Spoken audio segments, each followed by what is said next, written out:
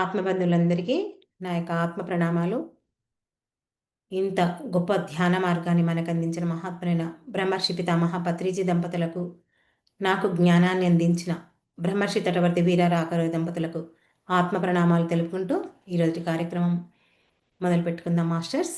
ఈరోజు మనం తెలుసుకునే విషయం ఏంటంటే, సాధకులు తెలుసుకోవలసినవి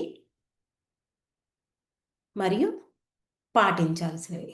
అంటే తెలుసుకోవాలి, తెలుసుకున్న తర్వాత వాటిని పాటించాలి, అంతే కదా. ఉట్టిగా తెలుసుకున్నంత మాత్రాన సరిపోదు. ఏంటివి తెలుసుకోవలసినవి అంటే 3 విషయాలు తెలుసుకోవాలి. ఏంటి ఆ 3 విషయాలంటే, శుద్ధత్వము, బుద్ధత్వము, ముక్త స్థితి. ఈ 3 విషయాల గురించి ప్రతి సాధకుడు తెలుసుకోవాలి. అందులో మనం మొట్టమొదటగా శుద్ధత్వం గురించి తెలుసుకుందాం. మరి శుద్ధత్వం అనగానే అందరికీ గుర్తుండేది ఏంటి అంటే, ఈ శరీరం గురించి ఒకటే ఆలోచిస్తాం. ఈ శరీరము శుభ్రంగా ఉండాలి కదా. శుచి అనగానే దేహ శుద్ధి ఒకటే ముఖ్యమని మనం అనుకుంటాం. కానీ శరీరం ఒకటే శుద్ధి ఉంటే, శుభ్రంగా ఉంటే కాదు, అంతర్శుద్ధి కూడా కావాలి. మరి ఈ అంతరంలో ఏముంటది? శరీరం ఒకటే కాకుండా అంతరంలో ఏముంటుంది అంటే, మనస్సు, వాక్కు, అంతే కదా. అంతరము, శరీరము, మనస్సు, వాక్కు, ఈ 3 శుభ్రంగా ఉండాలి.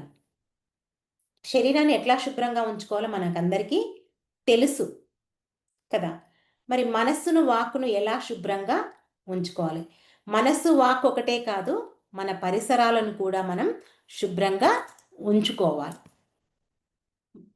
సాధకుడు తను నివసించే, అంటే వేరే వాళ్ళు శుద్ధి ఉంచుకోకూడదంటే వేరే వాళ్ళు శుద్ధి ఉంచుకుంటారు, కానీ సాధకుడు ఇంకా తను ధ్యాన సాధన కొనసాగించాలి, ధ్యానంలో బాగా నిమగ్నం కావాలంటే పరిసరాలను కూడా శుభ్రంగా ఉంచుకోవాలి. మరి మొట్టమొదట మనం మనస్సు గురించి తెలుసుకుందాం. ఇప్పుడు ఈ మనస్సు ఏం చేస్తుంది?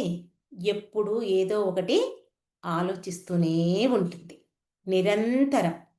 ఇది ఆలోచించాలి, ఇది ఆలోచించవద్దు అనే ఆలోచన ఉండదు.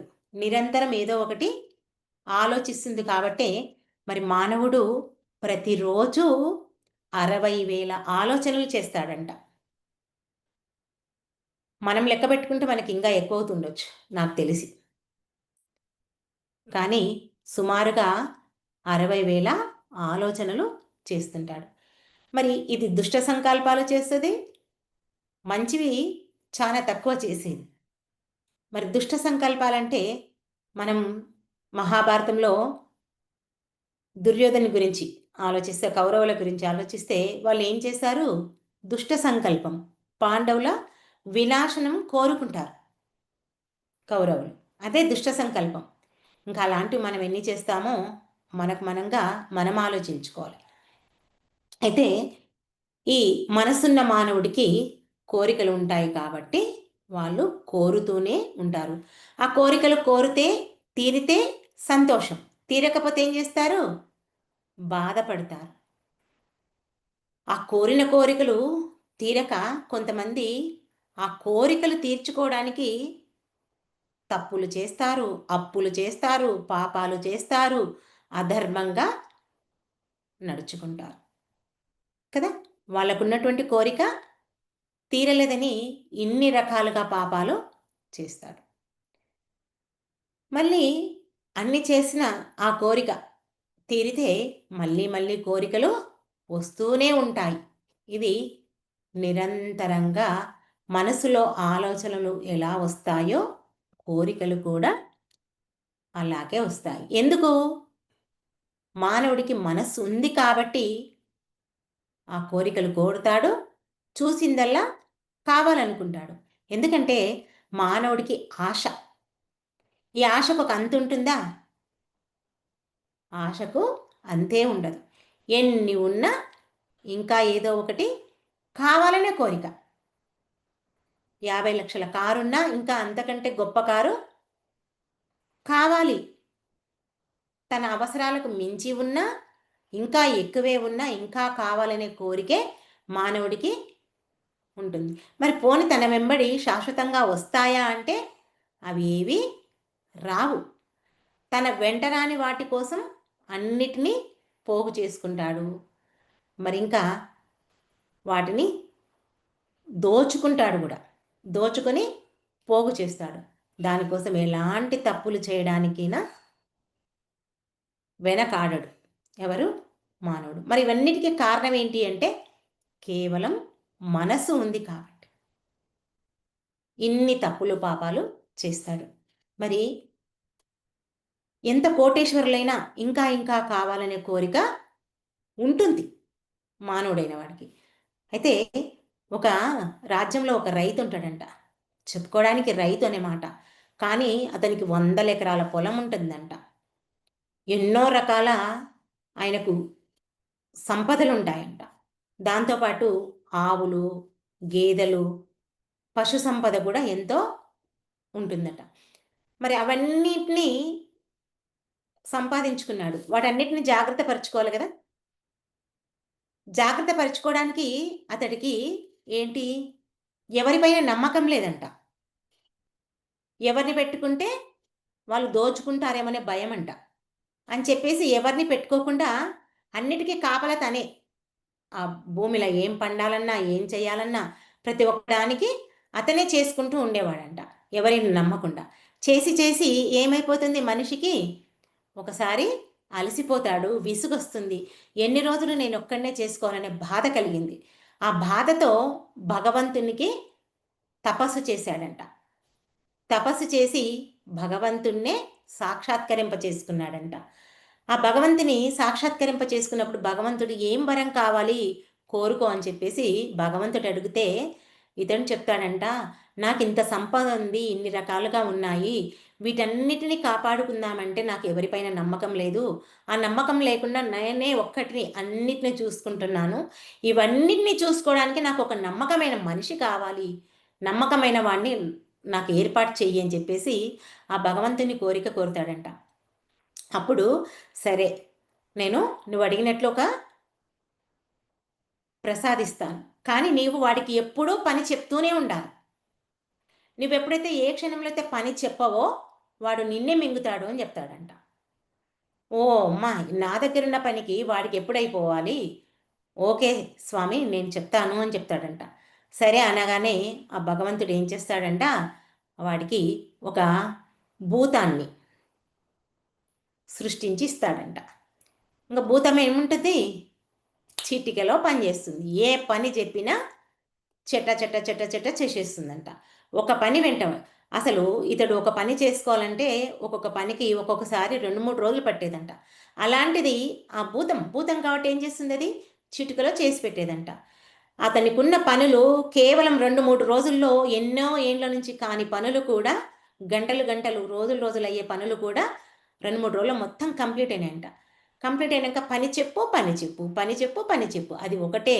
ఇన్ని రోజులు వీడొకటి చేసుకోక ఎంత సతమతమయ్యిండో, ఆ భూతం వచ్చినప్పటి నుంచి పని చెప్పు, పని చెప్పని విసిగి వేసారిచ్చిందంట. ఓరి నాయనో, ఇదేందో ఇలా ఉంది, ఎట్లా అని అనుకున్నాడంట, ఆలోచించిందంట. పని చెప్పకపోతే మింగుతుంది నిన్ను అని చెప్పేసి దేవుడు ముందే హెచ్చరించిండు. మరి దీనికి ఏంటి కారణం అని చెప్పేసి అన్ని రోజులు ఏదో ఉన్నది తిన్నాడు, పండుకున్నాడు, ప్రశాంతంగా ఉన్నాడు. ఈ భూతం వచ్చినప్పటి నుంచి ఆ ప్రశాంతత కూడా పోయింది వాడికి. పోయి ఎట్లాగని చెప్పేసి ఊర్లో ఒక గురువు ఉన్నాడంట. గురువు దగ్గరికి పోయి, గురువుగారు ఇలా ఉంది నా సంగతి అని చెప్పేసి జరిగిన విషయం అంతా గురువుకి చెప్పాడంట. గురువు ఏం చేసిండంట, అప్పుడు నీకు ఒక ఉపాయం చెప్తాను అని చెప్పేసి ఉపాయం చెప్తాడంట. ఏంటి ఆ ఉపాయం అంటే, నీ ఇంట్లోకి వెళ్ళి ఆ పెరటి దొడ్లో ఒక నిచ్చెన వెయ్యి, నిచ్చెన వేసి దాన్ని ఎక్కమను. ఎక్కుతుంది. ఎక్కినాక ఏం చేయాలంటుంది, దిగమను. నేను మళ్ళీ నీకు ఇంకొక పని చెప్పే వరకు ఎక్కుతూ ఉండు, దిగుతూ ఉండు అని చెప్తుందంట. ఇంకేం చేస్తుంది, అది ఎక్కుతూనే ఉంటుంది, దిగుతూనే ఉంటుంది.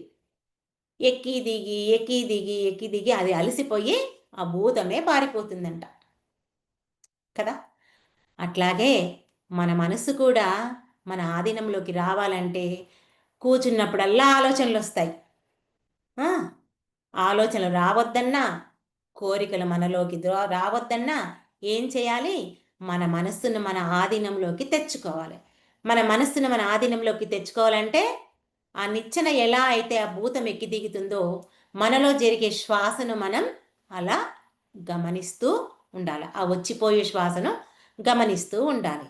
ఆ భూతం ఆ ఆలోచనలు పనిని ఎక్కి దిగలేక భరించలేక ఆ భూతం ఎలా పారిపోయిందో మనం కూడా ఈ శ్వాసను గమనిస్తూ ఉంటే ఏమవుతుంది? ఆ ఆలోచనలు ఇది నా మాట వినట్లేదు ఈ మనసు అని చెప్పేసి ఆలోచనలు మన దగ్గరికే రాకుండా పారిపోతాయంట. ఇలా మన మనస్సును మన ఆధీనంలోకి తెచ్చుకోవాలి. ఇలా తెచ్చుకుంటే ఏమవుతుంది? మన మనసు శుద్ధంగా తయారవుతుంది. మరి నెక్స్ట్ వాక్కు చెప్పుకున్నాం కదా మనం. మనస్సు, వాక్కు, శరీరము, పరిసరాలు. ఇక్కడ వాక్కు ఎలా ఉండాలంటే మనం మాట్లాడే వాక్కు మాట ప్రియంగా, సరళంగా, హితంగా ఉండాలి. మనం చెప్పుకున్నాం నిన్ననో మొన్ననో 11 రకాలుగా మనం మాట గురించి చెప్పుకున్నాం కదా. మనం మాట్లాడే మాట వృధా కావద్దు. మాట్లాడే మాట మనకైనా ఉపయోగపడాలి, ఎదుటి వ్యక్తికైనా ఉపయోగపడాలి. మాట తూటా లాంటిది. ఇవన్నీ వాక్యాలు మనం తెలుసుకున్నాం కదా. అవసరం ఉంటేనే మనం మాట్లాడాలి, అవసరం లేకుంటే నోరు విప్పవద్దు. మరి కొంతమంది ఏం చేస్తుంటారు? అవసరం ఉన్నా లేకున్నా ఏదో ఒకటి మాట్లాడుతుంటారు. మరి ఇద్దరు వ్యక్తులు కలిసిండ్రు అనుకోండి, ఏం చేస్తారు? మూడో వ్యక్తి గురించి మాట్లాడుతూనే ఉంటారు కదా. అది జరిగేదే అది. ఈ మాట వల్ల ఏమవుతుంది అని కూడా ఆలోచించరు. కానీ మనం మన చేతలతో చేసే కర్మల కంటే మన మాటలతో మాట్లాడే మాటల యొక్క కర్మలే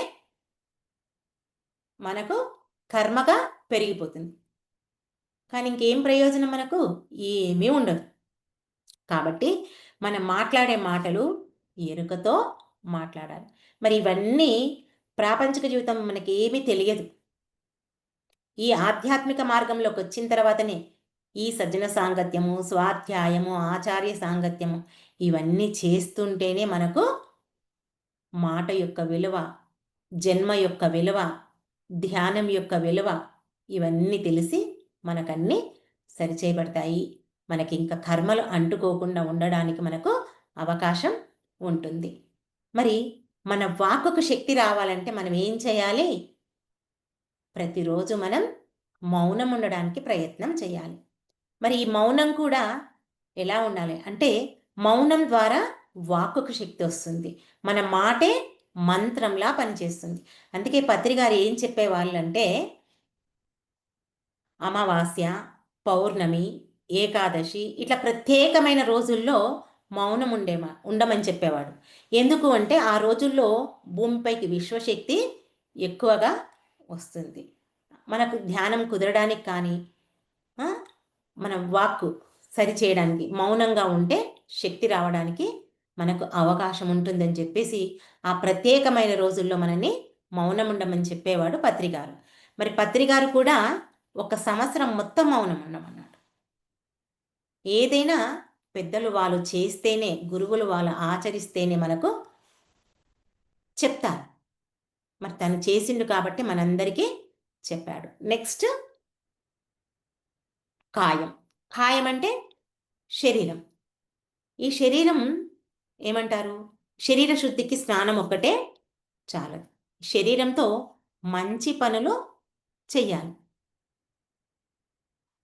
అంటే మంచి పనులు అంటే ఆత్మకు సంబంధించిన పనులు మనం చెయ్యాలి. ప్రాపంచికంగా మస్తు పనులు చేస్తుంటాం. దానము, ధర్మము వాటన్నిటితో పాటు ఆత్మకు సంబంధించిన పనులు మనం చేయాలి.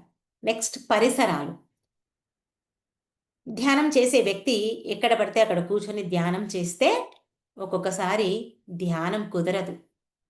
కాబట్టి ఆ ధ్యానం కుదరడానికి మంచి యొక్క కూర్చున్న స్థలం దగ్గర సువాసనాభరితమైనటువంటి మనకు ధ్యాన మహాయజ్ఞానికి వెళ్ళినా ధ్యానం క్లాసులకు వెళ్ళినా మంచిగా సాంబ్రాణితో ముద్ద కర్పూరంతో సాంబ్రాణితో ఆ యొక్క సుగంధ పరిమళమైనటువంటి ఆ పరిమళాలు వెదజల్లు స్థలంలో కూర్చొని ధ్యానం చేస్తుంటారు. మనం డిసెంబర్లో ధ్యానమాచక్రంకి అయితే వాళ్ళు మొత్తము ఆ సాంబ్రాణితోనే పొగ వేసి ధ్యానం చేయిస్తుంటారు. అంటే ఇప్పుడు ధ్యానం అంటే ఏంటి చెప్పేది? తపస్సు. వెనకటికి ఋషులు మునులు అడవుల్లోకి వెళ్ళి చేసేవారు. ఇప్పుడు మనం మన ఇంట్లోనే ఉండి చేసుకుంటున్నాం. కాబట్టి మన చుట్టూ ఉన్న పరిసరాలను కూడా మనము శుభ్రంగా ఉంచుకోవాలి అనేది ఇక్కడ దీని అర్థం. మరి నెక్స్ట్ బుద్ధత్వం. ఈ బుద్ధత్వం ఎప్పుడొస్తుంది అంటే శుద్ధత్వం వచ్చినాకే బుద్ధత్వం వస్తుంది. ఊరికనే రాదు బుద్ధత్వం. అందుకే పత్రి గారు ఏం చెప్పేవారంటే బుద్ధి ఉన్నవాడు ప్రతి ఒక్కడు బుద్ధుడే. బుద్ధి ఉన్న ప్రతి ఒక్కడు బుద్ధుడే. బుద్ధి ప్లస్ జ్ఞానం ఈ రెండు కలిపితేనే బుద్ధత్వం వస్తుంది. బుద్ధి ఉండాలి. బుద్ధి ఉంటేనే జ్ఞానం ఉంటుంది. బుద్ధి ఉంటే జ్ఞానం లేకుంటే రాదు. కానీ నువ్వు బుద్ధిని పెంచుకుంటే జ్ఞానం ఆటోమేటిక్గా వస్తుంది. ఈ సృష్టిలో బుద్ధికి ఉన్న శక్తి మరి దేనికి లేదు. మన జీవితంలో ఏదైనా సరే మనం సాధించాలి అంటే అది మంచైనా చెడైనా జరగాలంటే ఏం చేయాలి? ఈ బుద్ధితో నిర్ణయం తీసుకుంటేనే ఆ బుద్ధి సరి చేయాలి, మంచి చేయాలని చెప్పినా మన మనసు మాట విని ఆ బుద్ధిని సరిగ్గా బుద్ధి చెప్పిన మాట మనం వినము. కానీ మనం ఈ బుద్ధి మాట వింటే కనుక మన జీవితం ఎప్పుడో బాగుపడుతుంది.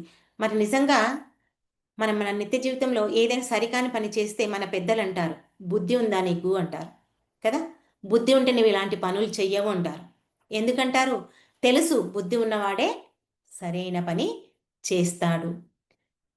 బుద్ధి ఉన్నవాడు ఏదైనా జయిస్తాడు. మనం దీనికి తెనాలి రామకృష్ణ చెప్పుకోవచ్చు. మరి శ్రీకృష్ణదేవరాయలకి దగ్గర ఇతడు తెనాలి రామకృష్ణ ఆస్థాన కవిగా ఉండేవాడు కదా. ఒకసారి ఆయన తనకు పోటీగా ఒక వ్యక్తి వస్తాడు. ఖండబలంతో ఉన్నటువంటి వ్యక్తి వస్తే ఇతడు పండితుడు కదా, రామకృష్ణ కవి పండితుడు కాబట్టి ఈయన ఏం చేస్తాడు? బుద్ధికి పదని పెడతాడు. బుద్ధికి అతడు ఒప్పుకున్నట్లే ఒప్పుకుంటాడు. ఆ ఖండయోగానికి ఆ ఖండబలానికి ఒప్పుకొని సరే అదంతా చెప్పకుండా ఈయన ఏం చేస్తాడు? బుద్ధితో గెలుస్తాడు. ఎలా అంటే ఒక ఏమంటారు, అతడు ఆ ఖండ బలంకి వచ్చిన ఖండం బలం ఉన్నవాడు వచ్చినప్పుడు ఏం చేస్తాడంటే ఒక పెద్ద స్తంభాన్ని అంటే కట్టె స్తంభాన్ని ఒక గుంతలో దానిలో పెడతాడు. గుంత తవ్వి పెడతాడు. పెట్టించి ఇది పీకాలని చెప్తాడు. పీకాలని చెప్తే ఇతడు ఏం చెప్తాడు రామకృష్ణ కవి అంటే, సరే నాకు ఇది రేపటికి సమయం ఇవ్వండి, ఇప్పుడు నాకు అంత బలం లేదు, రేపు పొద్దునికి నేను చేస్తానని చెప్పేసి చెప్తాడు. చెప్పి ఏం చేస్తాడు? పొద్దునికి వస్తాడు. వచ్చిన తర్వాత కృష్ణదేవరాయలని అడుగుతాడు, ఈ యొక్క స్తంభాన్ని పీకాలంటే నేను మొదట ఆ స్తంభానికి 11 చుట్లు తిరుగుతాను. ఆ తర్వాత నేను ఈ స్తంభాన్ని పీకడానికి ప్రయత్నించిస్తాను. నాకు ఈ పర్మిషన్ ఇవ్వండి అని చెప్పాడు. అడిగితే కృష్ణదేవరాయలు ఒప్పుకుంటాడు. ఆ ఖండబలం ఉన్నాడు ఒప్పుకుంటాడు. అందరూ ఒప్పుకుంటారు. ఒప్పుకుంటే ఈయన చుట్టూ తిరుగుతూ మెల్లగా ఏం చేస్తాడు? బెల్లం ముద్ద తెచ్చుకుంటాడు. ఆ బెల్లం అంతా సూరు చేసి ఆ చెక్కకు ఆ చుట్టుముట్టు ఆ చెక్కకు పోస్తాడు. పోస్తే ఈ 11 చుట్ల అయ్యే లోపల అన్ని చీమలన్నీ ఆ బెల్లాన్ని కొరుకుతుంటాయి. కొరికినప్పుడు ఆ స్తంభం అవుతుంది, ఆ చెక్క స్తంభము లూజ్ అవుతుంది. లూజ్ అయినప్పుడు ఒక్కసారి ఇట్లా పెకిలించి వేస్తాడు. ఎవరు? తెనాలి రామకృష్ణ. అంటే ఇక్కడ ఏం ఉపయోగించిండు ఆయన? తన యొక్క బుద్ధిని ఉపయోగించాడు. అంటే బుద్ధి ఉంటే ఏదైనా మనం సాధించవచ్చు అని ఈ బుద్ధి గురించి మనం ఇక్కడ చెప్పుకుంటారు. ఇంకా మన పెద్దలు ఏం చెప్తారు? పుర్రెకో బుద్ధి జిహ్వకో రుచి అంటుంటారు కదా. కాబట్టి మనం తీసుకునే ఆహారం కూడా సరైన ఆహారం తీసుకోవాలి. ఆహారం ద్వారా కూడా మన మనసు పనిచేస్తుంది కదా. మనం చెప్పుకున్నాం మన వాక్కు గురించి. మనం ఎలాంటి ఆహారం తీసుకుంటే మనకు బుద్ధి సరిగ్గా పనిచేస్తుంది, మన మనసు సరిగ్గా పనిచేస్తుంది, ఎలాంటి నీరు తాగితే మన మాట సరిగ్గా వస్తుంది, ఇది కూడా చెప్పుకున్నాం మనం కదా. కాబట్టి మనం సరైన ఆహారం తీసుకుంటే మన ఆలోచన సరిగ్గా ఉంటుంది, మనం మాట్లాడే ప్రతి మాట కూడా మనకు ఎరుక కలిగి ఉంటుంది. ఇది బుద్ధుడు చెప్పినటువంటిది బుద్ధి గురించి. తర్వాత మనం జ్ఞానం.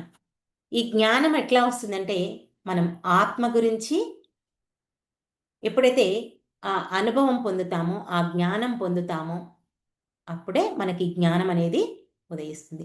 జ్ఞానం అంటే జన్మ పునర్జన్మల గురించి, కర్మ సిద్ధాంతం గురించి, పరలోకాల గురించి ఆ యొక్క సమాచారం కలిగి ఉండడమే ఈ యొక్క జ్ఞానం.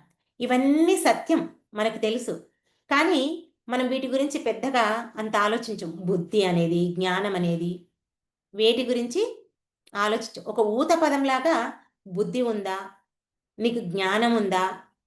అని మాట్లాడుతుంటాం. కానీ బుద్ధి, జ్ఞానం అనేది ఇవి లోతైన అర్థాలు కదా. బుద్ధి అంటే అంత ఈజీ కాదు. బుద్ధి ఉన్నవాడు సరిగ్గా తన జీవితాన్ని చక్కగా జీవిస్తాడు.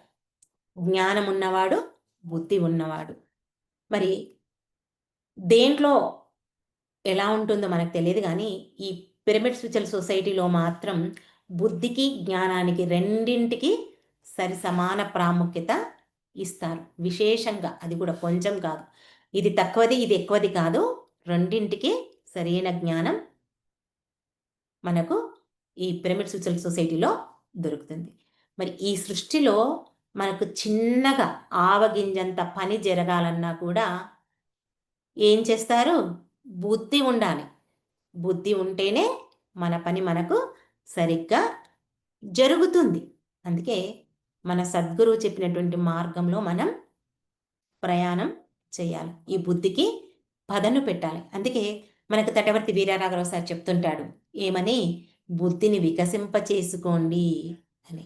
ఆ బుద్ధి ఎలా వికసిస్తుంది అంటే మనం గంటలు గంటలు ధ్యానంలో కూర్చోవడం కాదు, గంటలు గంటలు ఆలోచన రహిత స్థితికి నీవెప్పుడైతే చేరుకుంటావో అప్పుడే నీ బుద్ధి వికసిస్తుంది అని మనకు తటవర్తి రాఘరావు సారు చెప్తుంటారు. అందుకే ప్రతి ఒక్కరూ ధ్యానం చేయడం ముఖ్యం కాదు, ఈ బుద్ధిని వికసింప చేసుకోవాలి. మరి ఈ శరీరం శాశ్వతం కాదు, ఆత్మే నిత్యమైంది, సత్యమైందని మనం తెలుసుకోవాలి. ఆ తెలుసుకున్న జ్ఞానాన్నే అందరికీ పంచాలి. జ్ఞానం అంటే ఏదో కాదు, మనం తెలుసుకున్నది అందరికీ పంచాలి. నెక్స్ట్ ముక్త స్థితి. ఫస్ట్ శుద్ధత్వము, తర్వాత బుద్ధత్వం. ఈ బుద్ధత్వం పాటిస్తూ ఆ జ్ఞానం పొందాక మనకి నిత్యమైంది ఏది, అనిత్యమైంది అనేది మనకేది తెలిసింది. ఈ జ్ఞానం తెలిసిన తర్వాత ఇప్పుడు ఏం చేయాలి? ముక్త స్థితి రావాలంటే మనం ఏం చేయాలి? అనిత్యమైన వాటిపైన మనం భ్రాంతిని వదలాలి.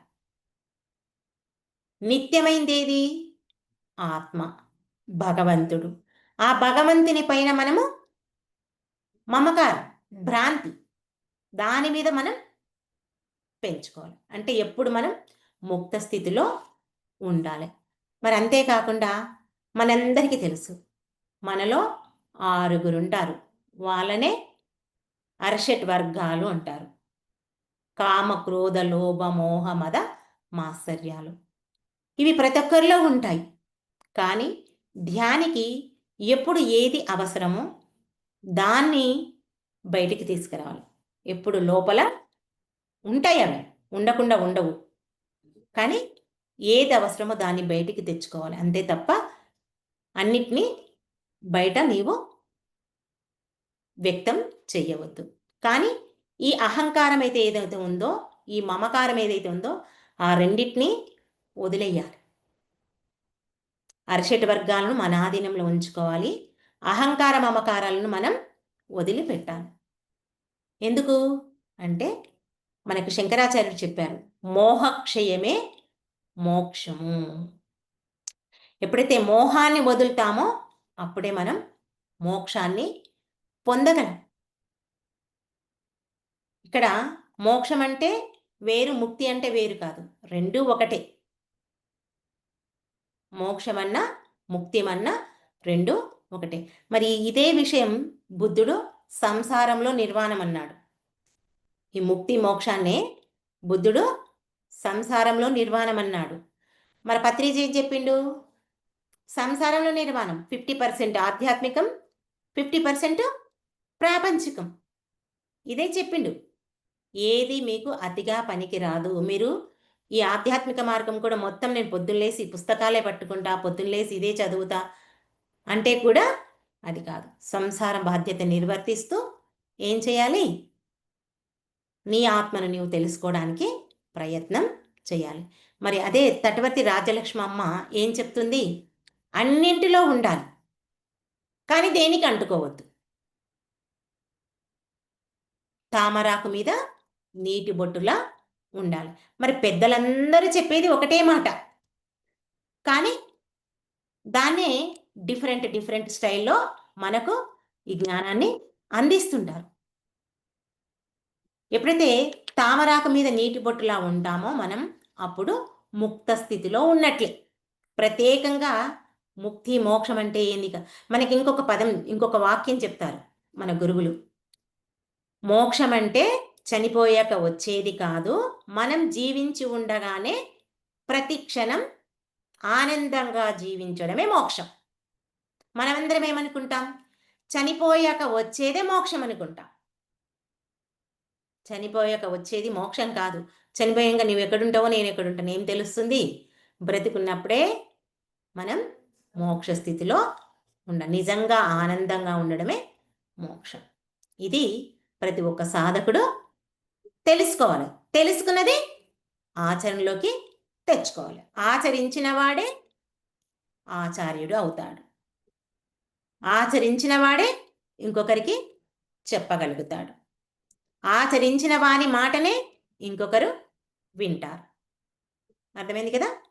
మరి అందరం ప్రతిరోజు సాధన చేస్తూ ఆ మోక్ష స్థితిలో ఉండడానికి ప్రయత్నం చేద్దాం. ఓకే మాస్టర్స్, ఈ అవకాశం నాకు ఇచ్చినందుకు మీ అందరికీ నా యొక్క కృతజ్ఞతలు. Thank you. ఓకే మాస్టర్స్, మరి అందరం ఒక 5 నిమిషాలు ధ్యానంలో కూర్చుందాం. శ్వాసపై ధ్యాస.